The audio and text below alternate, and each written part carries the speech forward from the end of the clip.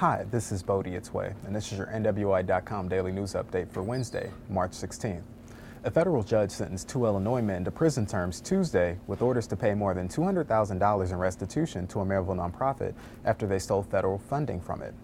40-year-old Harvey resident Alvin Hannon will spend 5 months in prison, and 29-year-old Chicago resident Vincent Green will serve 6 months for their role in siphoning money from the Geminus Corporation between 2008 and 2009. Co-defendant Cherise Murph of Hammond distributed grant money in her role as Geminus's Prevention Program Director. Court records said Murph wrote unauthorized checks to bogus companies Hannon and Green set up and was given half the amount in kickbacks. The money had been set aside for youth leadership and drug and alcohol prevention programs. The three were indicted in April, and about 10 months later, they pleaded guilty to conspiring to steal money from a program that receives federal funds. As part of the deal, prosecutors agreed to drop the remaining related charges against them. They faced a maximum sentence of 5 years in prison and $250,000 in fines.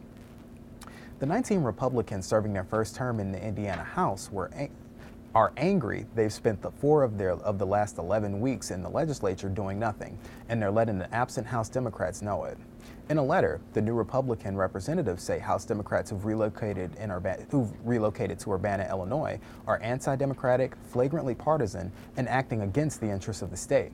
The lawmakers wrote that Hoosiers have been denied democracy, collaboration, and consensus by the actions of the minority party hiding in Illinois, and they're shirking their duties.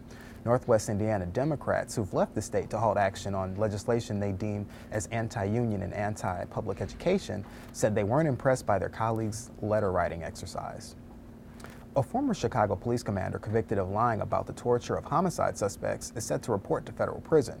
Jon Burge, the commander of the infamous Midnight Crew of the 1970s and 80s, was sentenced to 4.5 years in January after being convicted of perjury and obstruction of justice.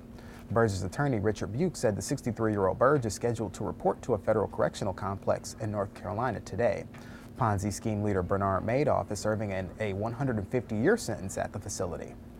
And finally, 6 business leaders inducted into the Northwest Indiana Business and Industry Hall of Fame gave credit at an induction luncheon Tuesday to their families, employees, and communities for their support. Sponsored by the Times Media Company, the annual program singles out individuals who've made a substantial contribution to business and industry in the region and who have demonstrated exceptional involvement in their communities. The inductees joining the 17 members of the Hall of Fame were John Barney of Barney Enterprises, developer Mike Brennan, James Jurgensen of Hepner, Wagner & Evans, prompt ambulance owners Gary and Shar Miller, and Dave Wilkinson of Strachan Van Til. At the event, Northwest Indiana Regional Development Authority Chairman Lee Morris received the Partners in Progress Award, honoring a person for ongoing leadership and support for regional progress. Remember, you can stay up to date on all the local news and information at NWI.com and continue checking us out on Facebook, Twitter, and through your iPhone. Thanks for logging on.